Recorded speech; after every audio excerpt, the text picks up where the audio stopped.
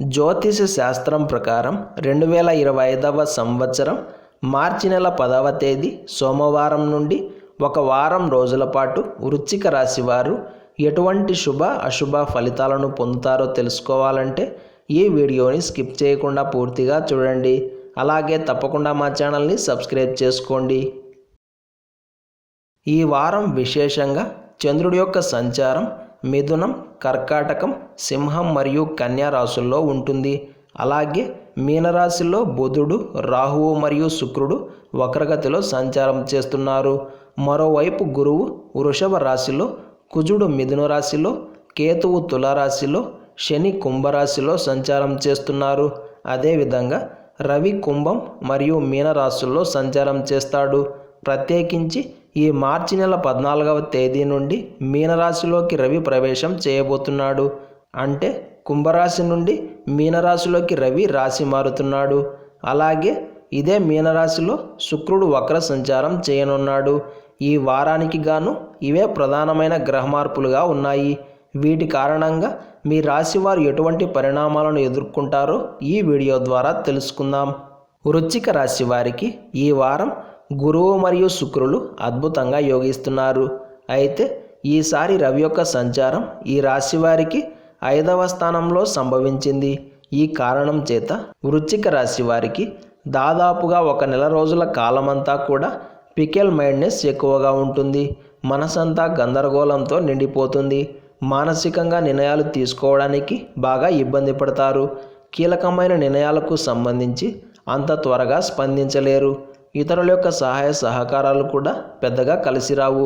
పెద్దల యొక్క ఆశీర్వాదం కొంతవరకు మాత్రమే శుభాలను కలుగజేస్తుంది. ఒక్కోసారి ఒంటరి పోరాటం చేస్తున్నామేమో అన్న ఫీలింగ్ కలుగుతుంది. ఇదొక ఇబ్బంది మినహా ఎలాంటి ఇబ్బందులు లేవు.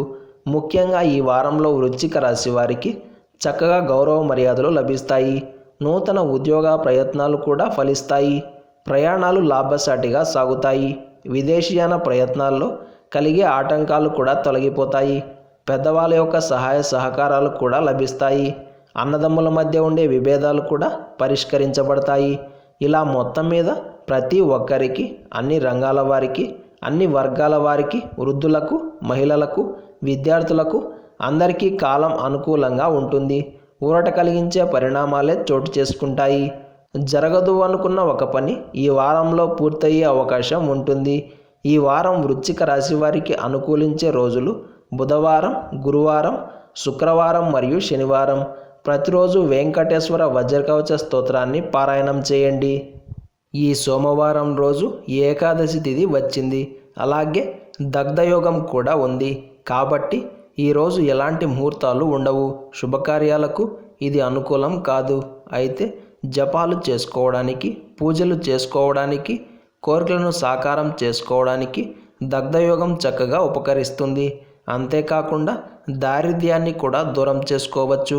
కాబట్టి ఈరోజు ఎవరైతే దారిద్ర్య దహన శివ స్తోత్రాన్ని పఠిస్తారో వాళ్ళకి దరిద్రం దూరం అవుతుంది.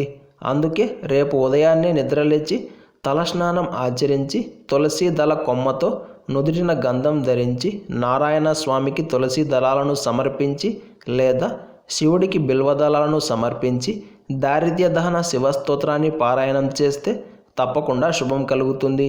ఈ సోమవారం రోజు మనమంతా ఓం లక్ష్మీ నారాయణాయ నమః అనే మంత్రాన్ని పదే పదే జపిస్తూ ఉండాలి. ఇలాంటి సమాచారాన్ని ప్రతిరోజు పొందడానికి వెంటనే మా ఛానల్ని సబ్స్క్రైబ్ చేయండి.